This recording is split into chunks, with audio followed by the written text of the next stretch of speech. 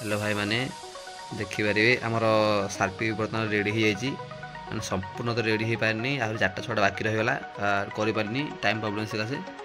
तो आज आम ये तो सार्पी गाड़ी लगेदे एमकेबी आउ नेक्स्ट वीडियो आम लाइट ऑपरेटिंग करवा।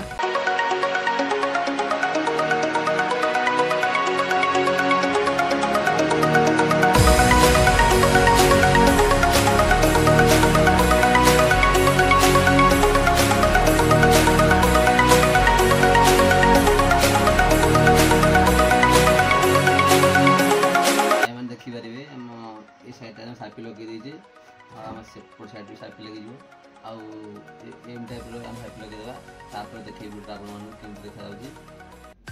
तो भाई मैंने फाइनाली बर्तमान आम देखिपारे सार्पी लगे देजी मझे किसी फांका फांका भी लगुच क्या सार्पी आउ है जे। तो देखिए तो फाइनाल लुकटा केमती अच्छी बहुत रात हो गई बर्तमान राति 11:30 12टा पाखापाखि बस कम कर टाइम ही पानी मत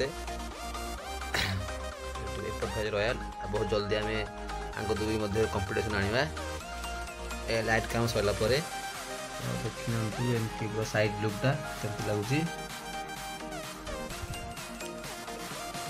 पछपटे जो सार्पी लगला भी केमती लगुच कमेंट करी कहिबे।